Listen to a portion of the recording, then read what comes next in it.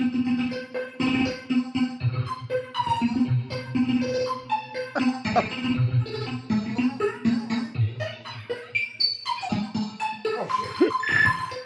doesn't seem to want to stop. Let me. Yeah, everybody wants it to stop, but it doesn't seem to want to. We are here once again in the future. This amazing ability that we have. We are the only wrestling podcast I know of that travels through time. And we are here once again. Any thoughts on this travel through time, Jim? Well, I had a thought, but it died of loneliness. No, I had a thought while we were on the ship, hurtling through space, all the fucking cosmic rays and everything. But we've just talked about AEW television, and we took a break so the ratings could come out. And in that interim period, Brian, I've started to realize what's going on here with some of these people that Tony's been signing. And you know what a rope-a-dope is, don't you? Yeah, the old rope-a-dope. Muhammad Ali versus George Foreman. Yeah, where, he just let him punch himself out. I wonder if this is a modified game of Lube the Rube. Now think about this for a second. Where are we going right now? Well, no, exactly. Because I know Vince is no longer there. Vince McMahon is no longer there, but that doesn't mean that in some cases they might not use some of the same business practices or tactics. And when the Midnight Express and I talked to Vince that first time in 1986, and we decided not to do it because we had such a great spot with Crockett. But one of the things that he told us was, he said, if you need to, use me to drive your price up. And coincidentally, we didn't even have to, it didn't come to that, because when Tully's friend, oh God, what was his name? John, I think, worked at fucking US Air, saw us in Charlotte on the flight to New York, and word got back to Crockett. That was when he presented us with we were on a contract. I think the guarantee we had at that point was like $75,000 a year. And we got the 3-year contract for $375 guaranteed, which in today's money is somewhere around, $1.4 million probably. But anyway. So John told Tully, and then what happened? In your eyes, how did Tully leak this back to the office? Well, no, John Valdostri was his name. It wasn't that necessarily that Tully did it, but John knew the boys. Charlotte was a US Air hub back before they absorbed Piedmont Airlines, which that was the airline that Crockett flew a lot of guys on out of Charlotte. And he worked there, and so he would upgrade guys, and he would help guys change flights, and because the boys were always going in and out. And he and Tully were especially friendly, but he knew a lot of the guys. He fixed all of us up. But the thing is, when we went on a day off where we thought that, okay, we're just going to get in one car, we're going to go to the airport, we're going to take this flight, we're meeting Vince, not at the office, but at a hotel in Stamford, and then we're going to back and boom, and nobody will ever know we were gone. We're boarding the fucking plane. The first person we run into is John Valdostri, and he looked up at the fucking to LaGuardia. And we said, hey, John. And he never, where's the other boys? Oh, they must be going somewhere else. I don't know what we said, right? So coincidentally, like I said, immediately upon the next week or whatever was when Crockett had those guaranteed money contracts. So anyway, I've also heard Vince McMahon from his own lips say that to other people. Use me to get more money out of them. And he did that for Bret Hart, to be quite honest, when he let him out of the day. Use me to get your fucking deal back or whatever. Don't, blah, blah, blah. That's all been regurgitated over and over. How many people that the WWE and Tony Khan that we know, I'm not saying a bidding war where they're like doing the fucking Storage Wars auction, 1,500,000, 1,700,000. But how many people were both talking to both companies and Tony won out? We heard about Will Ospreay, famous for the grind, right? Did he want the grind or did he not want the grind? We don't know about the grind. And Okada, people were saying, oh, they're talking to Okada. Well, maybe they wanted to get into Japan. And Mercedes Moon. Yeah, right before she signed with Tony, all of a sudden we started hearing that she was negotiating with WWE again. Yes. And then you can further remember when they were talking to the Buckaroos. And remember when Edge was coming, Edge left and Tony gave him a better deal.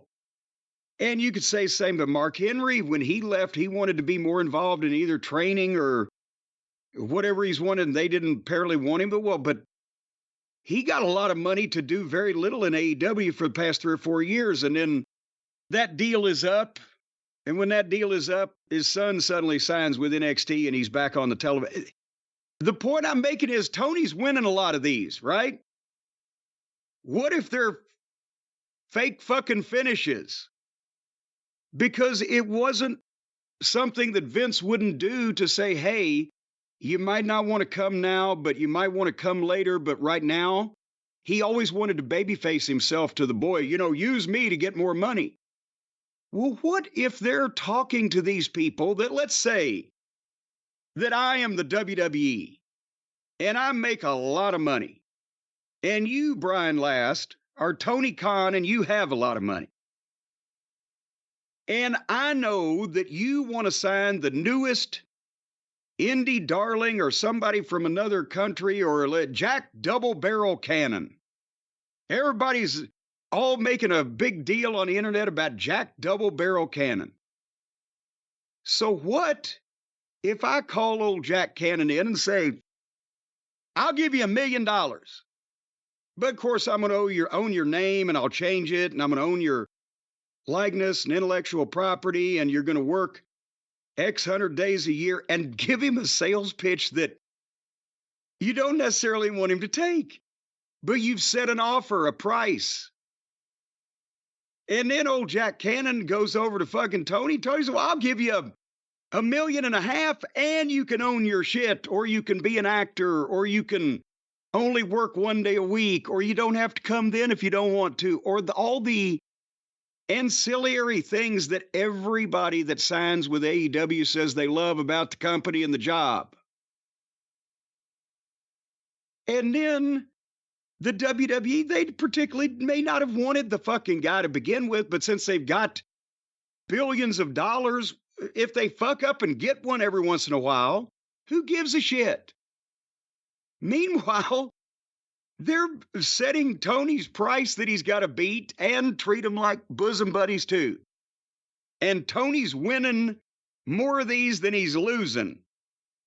And I'm starting to think that in some cases, what do you think? Is the WWE serious, or are they saying, let's see if we can lube the rube? But there's an important thing that you're not putting into the equation here.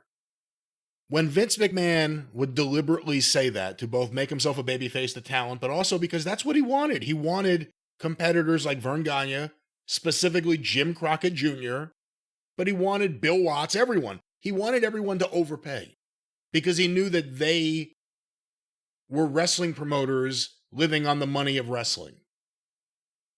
You don't have that with Tony Khan. It doesn't mean they have billions. He's got billions. Well, I mean, his dad's got billions. So it's not like it even affects him in any way, unless at some point his dad said, let's see the P&L. Let me see how much you're spending versus how much you're actually generating. But we haven't seen any sign that that's going to happen. Well, no, but here's the thing. It's not like it's going to be the end of the company. It's fun. It's fucking fun. Brian, let's say somebody stole some money from you and me. We would have fun, even if it cost us more money, bringing that motherfucker to a miserable point in his life, right? I can't comment on anything that may involve pending litigation, but so I'm just saying. But you can't take things lying down. You have to make sure that you teach people a lesson. One of the lessons has to be you can't do this shit again to anyone else, and you will respect that shit. Okay, we're starting to take a sad trip, but I was just giving you a for instance. And the point is, what if Nick Khan and Triple H and a bunch of the gang are sitting up there going, I wonder how much you'll pay for this fucking guy. Let's offer him $1.5 million a year for 3 years and see if Tony will beat it.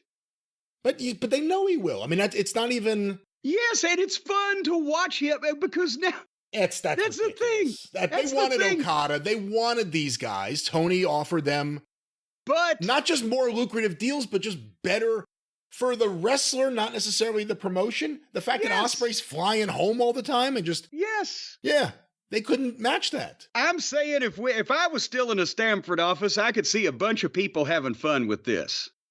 Even if they want somebody, if they know that Tony's gonna goddamn break the bank, as they say, why not? Well, let's see how far he'll go. And it'd just be fun. Maybe they've got an office pool going. I'm just telling you. And then it really screws up the talent on the other end. Like Okada's probably on the back end of his career in the States. You think? But he signed a long-term deal with Tony. I don't know if he's going to sign with WWE after that or just go back home. Ospreay's still young. Mercedes Moné. Ooh. Let's just put a number out there. Let's say she's getting $5 million a year. No, Jesus Christ. Let's say she's going to get that for a number of years. Notwithstanding if she boosts merch, ticket sales, pay-per-view buys, streams, whatever it may be at that point, she's going to get that money. At the end of that contract, Tony will have to ask himself, what am I going to do? Am I going to continue on at this rate? Or am I going to move on?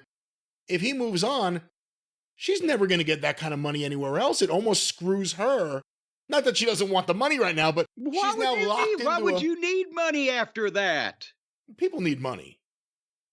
Oh, give me $5 million a year for 3 years and see if you ever talk to my fat ass again. What kind of challenge is this? I'll take the same challenge. Give me $5 million for 3 years. Well, give me 6. Oh, fuck. Come on. Yeah, see, that's the way it works. You bid the thing up. Selfish.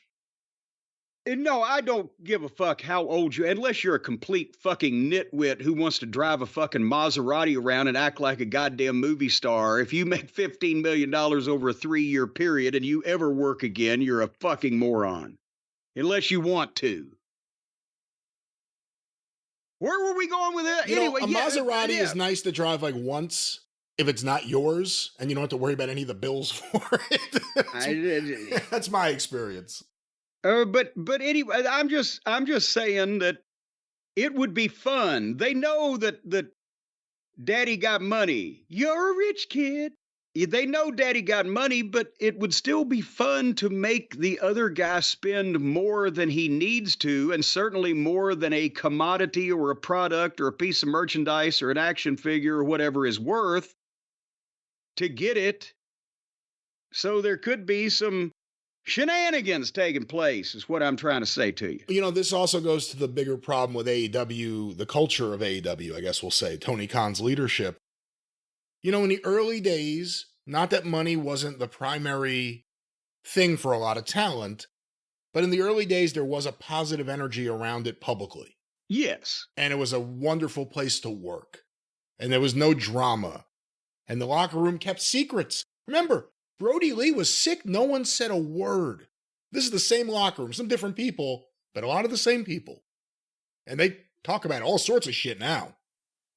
And you can't shut them up. Now you have to overpay to get someone there because it's like WCW in the early 90s. It's not a place you want to be if you're serious about your career. You want to get the fuck away from Tony. It's not, see, that's the thing. You have to almost separate AEW, the idea of a number 2 promotion that's well funded, with the fact that it's run and always going to be run by Tony Khan. Because Tony is the core problem. If you are a great talent and you deserve all the money you're getting, and he's the person overseeing your booking and formatting the show, your career's going to die. He's not capable of doing it. He's not good at it. He's proven it. And he's not capable of doing it. That's the thing. But you'll go there and you'll get a bunch of money. You'll get to book programs with you and your friends. But the other thing, going back to your point, Jim Crockett having to start paying guys more and more to keep them from WWE is a contributing factor to Jim Crockett Promotions' financial problems. Actually, I can disagree with you on that. And here's why. You think it's just the pay-per-view? It was the promotions and the TV network and the costs of doing that. Because here's the thing, the contract that he signed with us in, what was it, May 1986, was 100 grand first year, 125 second year, 150 the third year, guaranteed minimum. We made much more than that the first year and more than that the second year. And then the following year we renegotiated. And even though we didn't make as much as we should have from Crockett, the point I'm making is that us as main event talent, we were still on payoffs on the houses, making more money than our minimum guarantee.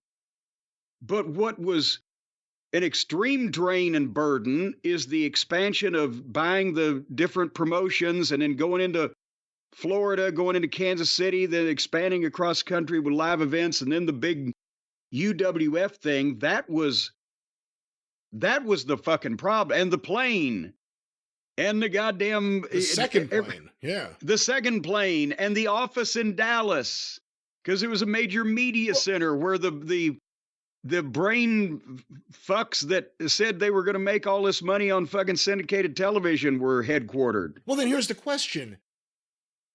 Are we to believe then that all of that would have been paid off if Starrcade had not been fucked with by Vince? Or that there would have still been financial problems even if Starrcade had come off without a hitch and had however many pay-per-view buys across the country? Well, okay, examine this. Crockett was $2 million in the hole. $2 million, which today is like goddamn catering. But he was $2 million in the hole when he said, oh shit, we got to sell. We're worried about our mother's retirement. So that was not even the amount of money that they had spent on these promotions and the fucking TV network and blah, blah, blah. If they hadn't done that and concentrated on what they had, they to that point would not really have lost money. Or if Starrcade had gone through, God damn it, what was it then? Was it $30? And the cable system got a little over half. So if they'd have $10, let's say they got $10 for each pay-per-view. And they did in those days, what was Vince doing? What did the Great American Bash do? I can't remember. I ain't got it in front of me. But our first, let's say it was full cable coverage and it did 100,000 buys at $10. There's $1 million. That's half the amount they were in the hole when they were panicking. That's what I'm saying. It wasn't like, oh God, this is a catastrophe. It was only a catastrophe to somebody that was not used to losing 7 figures over the course of like a year in the wrestling business. Well, Vince's objective in doing that and saying that was to drain these guys. That was one of his goals in the wrestling wars, was he knew he could drain his opponents of assets. In fighting him and doing what they could to keep him away, they were going to kill themselves and lose talent in the process. Tony is a different animal. Like I said, with him, you can't worry about draining him of money. There's no talent that'll cost more than that video game. You can't think of it that way. So with that, it's just about how much will he pay. The joke's on you if you're laughing and he's shrugging and he doesn't give a fuck. He's Richie Rich. Yeah, but I still think there's money to be made in the WWE and the office pool that they would take on. Will he give $3 million to this fucking schlub? Who's the next one? That's all I'm saying. How much you think he's going to give Ricochet? Oh, he'll break the bank for him because then he can team him up with Hologram and it can be Hologram and Telegram. Oh, no, I think he wants to do Will Ospreay versus Ricochet. That was the big Indie or New Japan match. Oh, good Lord. Well, I'm sure that, but yeah, Ricochet is set. Does Ricochet get 7 figures a year from Tony? Well, with the financial scale that the WWE is on now, even a guy that's in the middle or upper middle may be approaching that. So I think he almost has to. Besides, didn't he give fucking Riho 400 grand? So if Riho is 400 grand to work 8 times a year, then I think you got to give Ricochet $1 million, don't you? Do you think Riho will work 8 times in 2024? Has she worked that many times? She couldn't have. I think she's hurting. Yeah. So You know, he's running the motion picture country home for wrestlers. Jeez. It's amazing too. It's like, again, all the big money people who are the big star, like Kenny Omega's just been gone forever. I know he has, allegedly, diverticulitis, but there's a major salary, a major star off the TV. They signed his buddy Ibushi. That was a fucking disaster. He's still under contract. We'll see him. He's coming back at some point when he has feet or whatever the hell his problem was. They signed him for all his money and then they amputated his fucking feet. Nakazawa, who has a great job, apparently he's just with Kenny. He doesn't even have to, do anything else. And then Riho, now she's hurt again. Moxley's on vacation again. Moxley's on vacation. Adam Cole has moved back to Pennsylvania. Wardlow is missing in action. Wait a minute, he didn't beat Miro. Miro went to fucking Romania, didn't he? Or is that where he's from? No, Bulgaria. Bulgaria. I knew it was one of them areas. That's right. Miro, well, you could put Miro on the list. I think he's still under contract. Miro's in Bulgaria. Who else? Wardlow. Well, we can't remember who all has disappeared, but they're still getting paid. Is Hobbs hurt or? Hobbs is hurt. Takeshita's in Japan. Oh, I forgot about him. Anna Jay's in Japan. I've seen footage of that. She looks great over there. I always told you, and all the women there look differently over there than she does over here. Well, she's a very attractive woman, but what she's doing over there, the idea of making her a little better by having her work over there, when she gets to NXT, she'll be the biggest star they have there because I think she still has more upside than almost any woman in AEW. But she's not on their show now. And their show is just rotten. It's just rotten.